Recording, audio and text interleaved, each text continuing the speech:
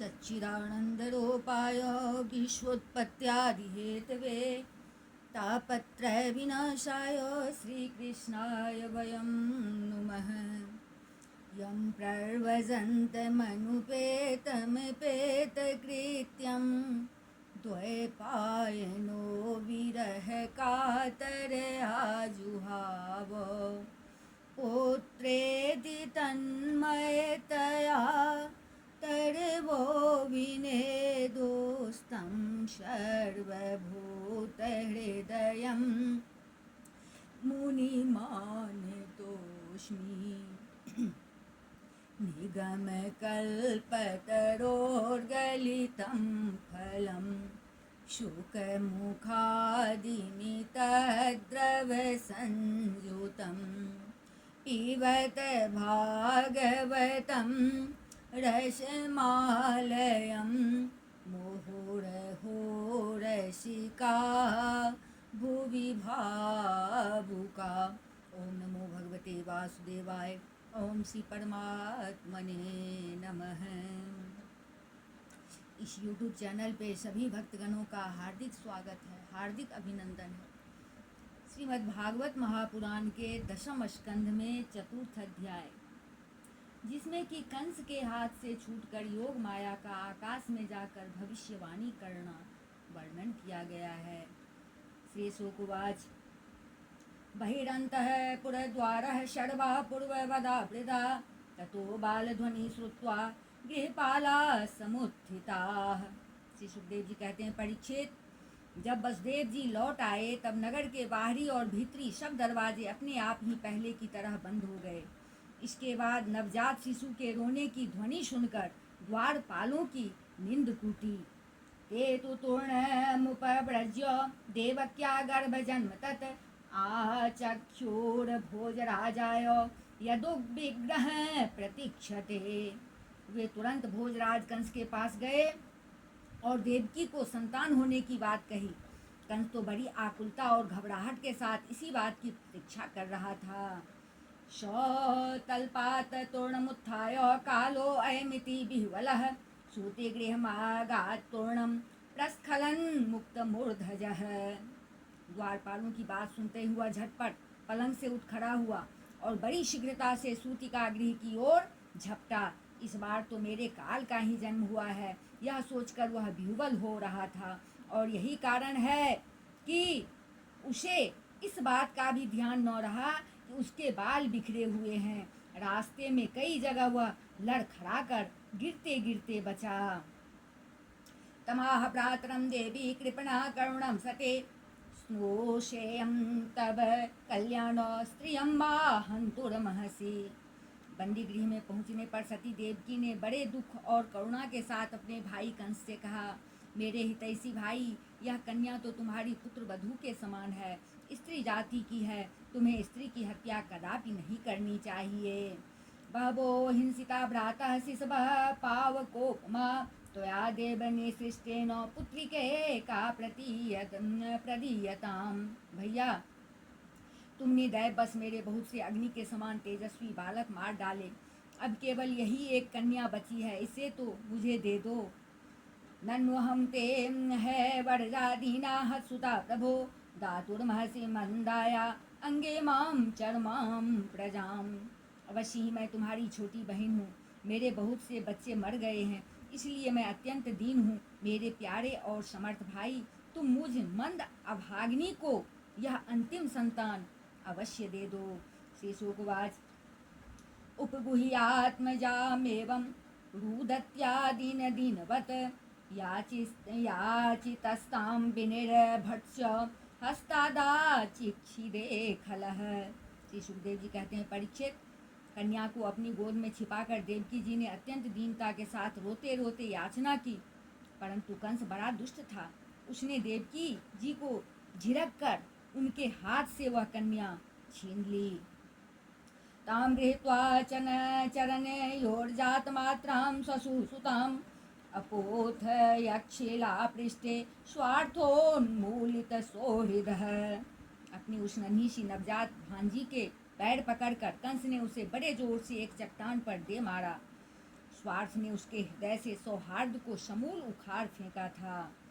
शाम तद्धस्तात् समुत्पत्य सद्यो देव्यंबरं गता अदृश्यतानुजा विष्णुः सायुधाष्टमहाभुजा। परंतु श्री कृष्ण की वह छोटी बहन साधारण कन्या तो थी नहीं, देवी थी। उसके हाथ से छूटकर तुरंत आकाश में चली गई और अपने बड़े बड़े 8 हाथों में आयुध लिए हुए दिख पड़ी। दिव्यस्त्रंगम्बरां लेपरत्नाभरणभूषिता धनशूलेषु चर्मार शंख चक्र गदाधरा। वह दिव्यमाला वस्त्र चंदन और मणिमय आभूषणों से विभूषित थी। उसके हाथों में धनुष, त्रिशूल, बाण, ढाल, तलवार, शंख, चक्र और गदा, ये 8 आयुध थे। सिद्धचारण गंधर्वेरप्सरः किन्नरो रगे उपाहितोरु बलिभे स्तूयमानेदमब्रवीत्। सिद्धचारण, गंधर्व, अप्सरा, किन्नर और नागगण बहुत सी भेंट की सामग्री समर्पित करके उसकी स्तुति कर रहे थे। उस समय देवी ने कंस से यह कहा कि मया हत्या मंद जातः खलु तवान्तकृत यत्र को वा पूर्वशत्रुमा हिंसे कृपणान् वृथा। रे मूर्ख, मुझे मारने से तुझे क्या मिलेगा? तेरे पूर्व जन्म का शत्रु तुझे मारने के लिए किसी स्थान पर पैदा हो चुका है। अब तू व्यर्थ निर्दोष बालकों की हत्या न किया कर। इति प्रभास्यतं देवी माया भगवती भुवे बहुनामनीकेतेषु बहुनामा बभूवः। कंस से इस प्रकार कहकर भगवती योग माया वहाँ से अंतर्धान हो गई और पृथ्वी के अनेक स्थानों में विभिन्न नामों से प्रसिद्ध हुई। तयाभेहित मार्कण्य कंसः परम विस्मितः देवकीं वसुदेवं च विमुच्य प्रसृतो ब्रवीत्। देवी की यह बात सुनकर कंस को असीम आश्चर्य हुआ। उसने उसी समय देवकी और वसुदेव को कैद से छोड़ दिया और बड़ी नम्रता से उनसे कहा, अहो भगिन्यहो मां भामो मया वामवत पापमना पुरुषाद इवापत्यं बहवो हिंसिता सुताः। मेरी प्यारी बहन और बहनोई जी, हाय हाय, मैं बड़ा पापी हूँ। राक्षस जैसे अपने ही बच्चों को मार डालता है, वैसे ही मैंने तुम्हारे बहुत से लड़के मार डाले। इस बात का मुझे बड़ा खेद है। स्वत्वं त्यक्त्या कारुण्यस्त्यक्तं ज्ञातिश्रुतखलः कालोकानं वैगमिष्यामि ब्रह्मैव मृतः श्वसन्। मैं इतना दुष्ट हूँ, करुणा का तो मुझ में लेस भी नहीं है। मैंने अपने भाई, बंधु और हितैषियों तक का त्याग कर दिया। पता नहीं अब मुझे किस नरक में जाना पड़ेगा। वास्तव में तो मैं ब्रह्मघाती के समान जीवित होने पर भी मुर्दा ही हूँ। दैवमप्यर्णितं भक्ति न मर्त्या एव केवलं यद्विस्रम्भादहं पापः स्वशोरनिहतवाञ्छिषुन्। केवल मनुष्य ही झूठ नहीं बोलते, विधाता भी झूठ बोलते हैं। उसी पर विश्वास करके मैंने अपनी बहन के बच्चे मार डाले। ओह, मैं कितना पापी हूँ। महशोचितं महाभागावात्मजान् स्वकृतं भुजः जन्तवो न सदेकत्र देवाधीनास्तदाशते। तुम दोनों महात्मा हो, अपने पुत्रों के लिए शोक मत करो। उन्हें तो अपने कर्म का ही फल मिला है। सभी प्राणी प्रारब्ध के अधीन हैं, इसी से वे सदा सर्वदा एक साथ नहीं रह सकते। भुवे भवानि भूतानि यथा यान्त्यपयान्ति च नायमात्मा तथैतेषु विपर्येति यथैव भुः। जैसे मिट्टी के बने हुए पदार्थ बनते और बिगड़ते रहते हैं, परंतु मिट्टी में कोई अदल बदल नहीं होती, वैसे ही शरीर का तो बनना बिगड़ना होता ही रहता है, परंतु आत्मा पर इसका कोई प्रभाव नहीं पड़ता। यथा नेवं विदो भेदो यत आत्म विपर्ययः देह योग वियोगो च संस्कृतेन निवर्तते। जो लोग इस तत्व को नहीं जानते वे इस अनात्मा शरीर को ही आत्मा मान बैठते हैं। यही उल्टी बुद्धि अथवा अज्ञान है, इसी के कारण जन्म और मृत्यु होते हैं। और जब तक यह अज्ञान नहीं मिटता तब तक सुख दुख रूप संसार से छुटकारा नहीं मिलता। तस्माद् भद्रे स्वतनयानो मया व्यापादितानपि मानुषोचियतः सर्वः स्वकृतं विन्दते वसः। मेरी प्यारी बहन, यद्यपि मैंने तुम्हारे पुत्रों को मार डाला है, फिर भी तुम उनके लिए शोक न करो। क्योंकि सभी प्राणियों को विवश होकर अपने कर्मों का फल भोगना पड़ता है।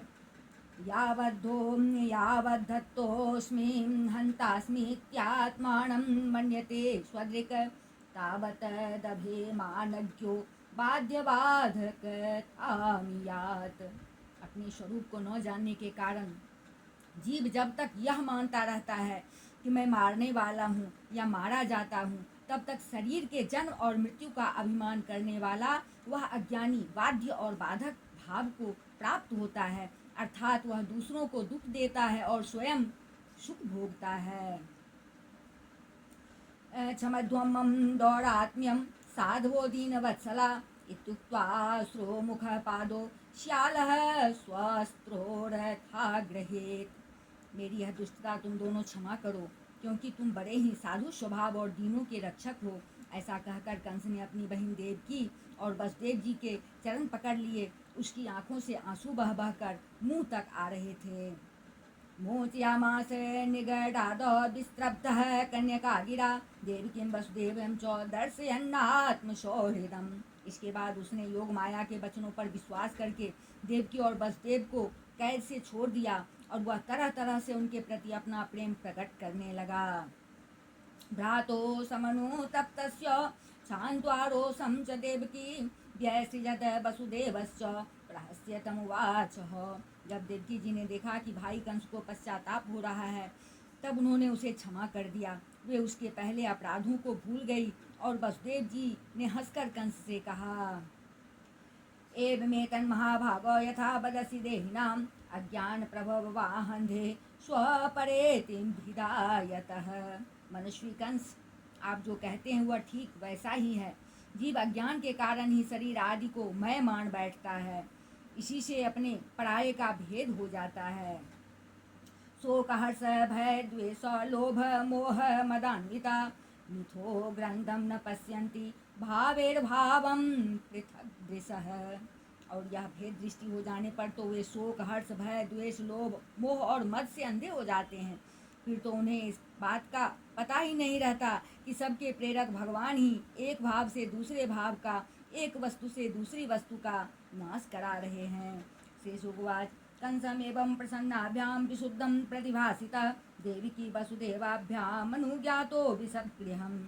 श्री सुखदेव जी कहते हैं, परीक्षित, जब वसुदेव और देवकी ने इस प्रकार प्रसन्न होकर निष्कपट भाव से कंस के साथ बातचीत की, तब उनसे अनुमति लेकर वह अपने महल में चला गया। तस्यां रात्र्यां व्यतीतायां कंसम् आह्वय मंत्रिणा तेभ्यः आचष्ट तत्सर्वं यदुक्तं योग निद्रया।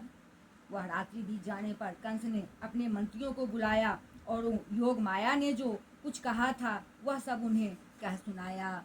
आकर्ण्य भर्गो गर्दितं तमूसुर्देव शत्रवः देवान् प्रतिकृतामर्षा दैतेया नातिको विदाः।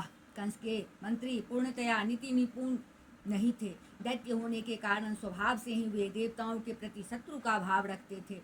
अपने स्वामी कंस की बात सुनकर वे देवताओं पर और भी चिढ़ गए और कंस से कहने लगे, एवं चेतहि भोजेन्द्र पुरग्रामज्ञजादिशो अनिर्दशान् निर्दशांश्च हनिष्यामोऽद्य वै शिशून्। अब भोजराज, यदि ऐसी बात है तो हम आज ही बड़े बड़े नगरों में, छोटे छोटे गांवों में, अहीरों की बस्तियों में और दूसरे स्थानों में जितने बच्चे हुए हैं, वे चाहे 10 दिन से अधिक के हो या कम के, सबको आज ही मार डालेंगे। किमुद्यमे करिष्यन्ति देवा समरभीरवः नित्यमुद्विग्न मनसो जाघोषेर्धनोस्तव। समरभीरु देवगण युद्ध उद्योग करके ही क्या करेंगे? वे तो आपके धनुष की टंकार सुनकर ही सदा सर्वदा घबराए रहते हैं। अस्य तस्ते व्रातेर्हन्यमाना समन्ततः जीजीबीसव उत्सृज्य पलायन पराययुः।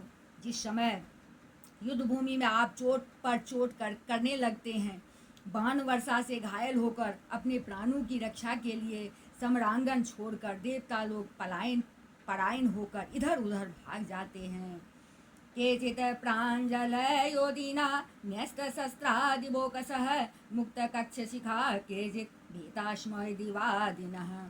कुछ देवता तो अपने अस्त्र शस्त्र जमीन पर डाल देते हैं और हाथ जोड़कर आपके सामने अपनी दीनता प्रकट करने लगते हैं। कोई कोई अपनी चोटी के बाल तथा कच्छ खोलकर आपकी शरण में आकर कहते हैं कि हम भयभीत हैं, हमारी रक्षा कीजिए। नो त्वं विस्मृत शस्त्रास्त्रान् विरथान् भय संवृतान् हांस्यन्यासक्त विमुखान् भग्न चापान युध्यतः। आप उन शत्रुओं को नहीं मारते जो अस्त्र शस्त्र भूल गए हों, जिनका रथ टूट गया हो, जो डर गए हों, जो लोग युद्ध छोड़कर अन्य मनस्क हो गए हों, जिनका धनुष टूट गया हो या जिन्होंने युद्ध से अपना मुख मोड़ लिया हो, उन्हें भी आप नहीं मारते। किं क्षेम सुरेर विबुधेर संयुगम विगत कथने रोजुषा किं हरिणा शंभुना वा वनोकसा किमेन्द्रे नाल्पवीर्येण ब्रह्मणा वा तपस्यता। देवता तो बस वही वीर बनते हैं जहाँ कोई लड़ाई झगड़ा ना हो। रणभूमि के बाहर वे बड़ी बड़ी डींग हाँकते हैं, उनसे तथा एकांतवासी विष्णु, वनवासी शंकर, अल्पवीर्य इंद्र और तपस्वी ब्रह्मा से भी हमें क्या भय हो सकता है। तथा विदेवासा पतन्यान्नोपेक्षा इति मन्महे ततस्तन्मूल खनने नियोक्य श्वासमाननुव्रतान्। फिर भी देवताओं की उपेक्षा नहीं करनी चाहिए, ऐसी हमारी राय है, क्योंकि हैं तो वे शत्रु ही। इसलिए उनकी जड़ उखाड़ फेंकने के लिए आप हम जैसे विश्वास पात्र सेवकों को नियुक्त कर दीजिए। यथा मयोंगे समुपेक्षितो नृभिर्न शक्यते रूढपदस्य केत्तुं यथेन्द्रियग्राम उपेक्षितस्तथा रिपोर्महान् बद्धबलो न चाल्यते। जब मनुष्य के शरीर में रोग हो जाता है और उसकी चिकित्सा नहीं की जाती, उपेक्षा कर दी जाती है, तब रोग अपनी जड़ जमा लेता है और फिर वह असाध्य हो जाता है। अथवा जैसे इंद्रियों की उपेक्षा कर देने पर उनका दमन असंभव हो जाता है, वैसे ही यदि पहले शत्रु की उपेक्षा कर दी जाए और वह अपना पांव जमा ले तो फिर उसको हराना कठिन हो जाता है। मूलम ही विष्णुर्देवानां यत्र धर्म सनातन तस्य च ब्रह्मगो विप्रास्तपो यज्ञास दक्षिणाः। देवताओं की जड़ है विष्णु और वह वहाँ रहता है जहाँ सनातन धर्म है। सनातन धर्म की जड़ है वेद, गौ, ब्राह्मण, तपस्या और वे यज्ञ जिनमें दक्षिणा दी जाती है। तस्मात् सर्वात्मना राजन् ब्राह्मणान् ब्रह्मवादिनः तपस्विनो यज्ञशीलानो गास्य हन्मो हवेलदोधा। इसलिए भोजराज, हम लोग वेदवादी ब्राह्मण, तपस्वी, याज्ञिक और यज्ञ के लिए घी आदि हविष्य पदार्थ देने वाली गायों का पूर्ण रूप से नाश कर डालेंगे। विप्रागावश्य वेदाश्च तपः सत्यं दमः शमः श्रद्धा दया तितिक्षा च कर्तव्य हरेस्तनुः। ब्राह्मण, गौ, वेद, तपस्या, सत्य, इंद्रिय दमन, मनोनिग्रह, श्रद्धा, दया, तितिक्षा और यज्ञ विष्णु के शरीर हैं।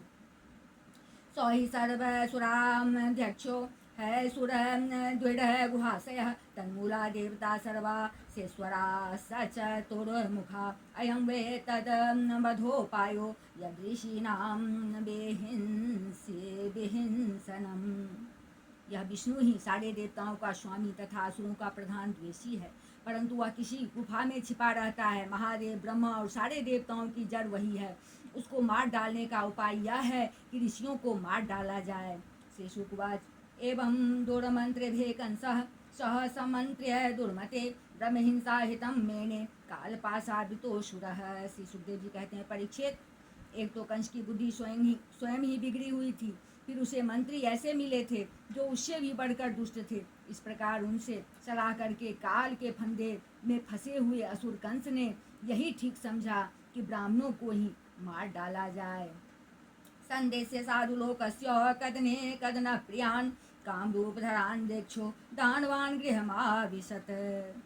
उसने हिंसा प्रेमी राक्षसों को संत पुरुषों की हिंसा करने का आदेश दे दिया। वे इच्छा अनुसार रूप धारण कर सकते थे। जब वे इधर उधर चले गए तब कंस ने अपने महल में प्रवेश किया। ते वैरजः प्रकृतयस्तमसां मूढचेतसः सतां विद्वेषमां चेरो रारादागत मृत्यवः। उन असुरों की प्रकृति थी रजोगुनी। तमोगुण के कारण उनका चित्त उचित और अनुचित के विवेक से रहित हो गया था। उनके सिर पर मौत नाच रही थी। यही कारण है उन्होंने संतों से द्वेष किया। आयो श्रियं यशो धर्मं लोकनाशी स एव च हंत्रि श्रेयांसि सर्वाणि पुंसो महदतिक्रमः। सुखदेव जी कहते हैं, परीक्षित, जो लोग महान संत पुरुषों का अनादर करते हैं, उनका वह कुकर्म उनकी आयु, लक्ष्मी, कीर्ति, धर्म, लोक परलोक, विषय भोग और सब के सब कल्याण के साधनों को नष्ट कर देता है।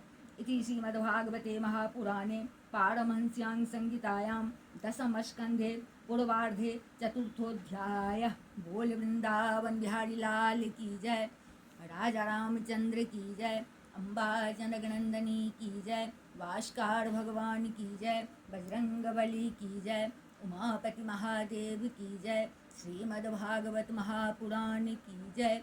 बोलिए सब संतन की जय। जय जय श्री राधे